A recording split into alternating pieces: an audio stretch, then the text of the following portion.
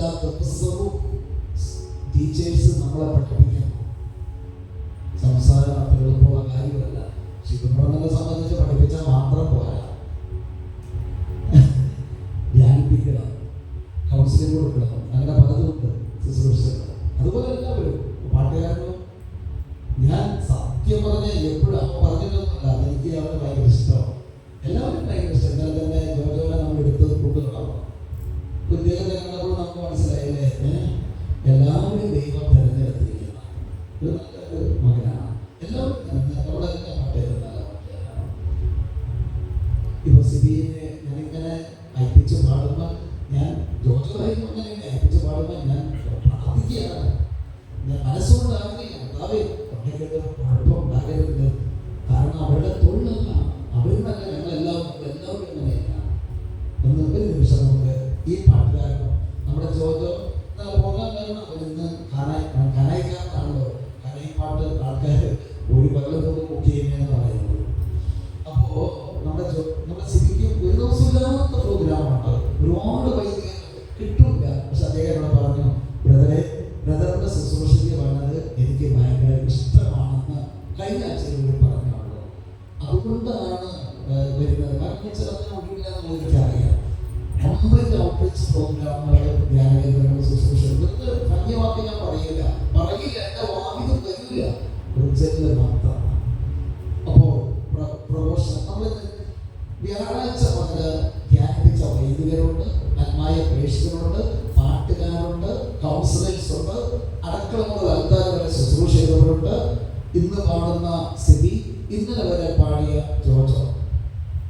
ഞാൻ അവരോട് പറഞ്ഞു, ഇതിന് നമ്മളെ എല്ലാ പാട്ടും ഞാൻ പാടല്ലേ, കുറെ കഴിഞ്ഞ് പാടില്ല. നിങ്ങൾക്കറിയാമോ, 2001 കറുവിറ്റി ശാന്തി കേന്ദ്ര കപ്പുച്ചൻ ആശ്രമത്തിൽ വെച്ച് എൻ്റെ സൗണ്ട് നഷ്ടപ്പെട്ടതായിരുന്നു. എനിക്ക് ഉള്ളിലിറങ്ങുമ്പോൾ വേദനയാണ്. കാരണം ഞാൻ ഒരാൾക്ക് പ്രാർത്ഥിക്കുന്നുണ്ടെങ്കിൽ പത്തിലോട്ട് കേൾക്കാൻ പറ്റില്ല. അമ്മ അപ്പഴെ കേൾക്കാൻ വേണ്ടിയിട്ടല്ല, അത്രയും ആത്മാർത്ഥത്തോടെ പ്രാർത്ഥിക്കുന്ന ഒരു മകൻ. അതിൻ്റെ ആവശ്യമില്ല, മനസ്സുകൊണ്ട് പ്രാർത്ഥന ദൈവം കേൾക്കും. പക്ഷേ അങ്ങനെ ശുശ്രൂഷ ക്ലാസ്സുമല്ല പറഞ്ഞ് വന്നപ്പോൾ കൊണ്ട് സൗണ്ട് നഷ്ടപ്പെട്ടു. മുന്നിലേക്കാൻ പറ്റില്ല, വേദന. ഒരുപാട് നാള് അങ്ങനെ ഹോമിയോ കഴിച്ചു, ഒരു മാറ്റവുമില്ല. പക്ഷെ ദൈവം പെട്ടെന്ന് കർത്താവ് എനിക്ക് സൗഖ്യം നൽകി. ഹല്ലേലൂയ. ഒന്നും കിട്ടാൻ പറ്റില്ല എന്നല്ല, എൻ്റെ ശുശ്രൂഷക്ക് തടസ്സമാണതൊക്കെ. തൊണ്ട വേദന, ഒരു രക്ഷയില്ല. ഉമിരിയിറക്കാൻ വേദന എന്ന് പറയുമ്പോൾ യാതൊരില്ലെങ്കിലും വേദന.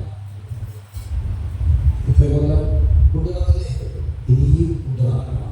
അതുകൊണ്ടൊക്കെ നമ്മൾ തൊണ്ടയിലൊക്കെ കൺവെൻഷൻ, മൈതാന കൺവെൻഷൻ ഒഴികെ ബാക്കിയെല്ലാം സ്ലോവാണ്. എല്ലാവരും അഡ്ജസ്റ്റബിളിലാണ് പോകുന്നത്, നടക്കില്ല.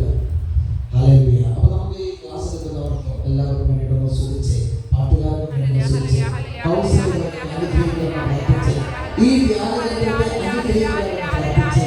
Hallelujah, hallelujah.